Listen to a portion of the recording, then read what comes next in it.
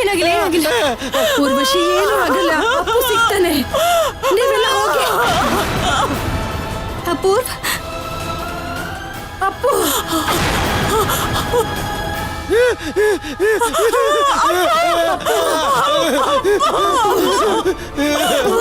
ಏನು ಆಗಲ್ಲ, ಹೆದರ್ಬೇಡ ಅಪ್ಪು, ಶಾಂತವಾಗಿರು.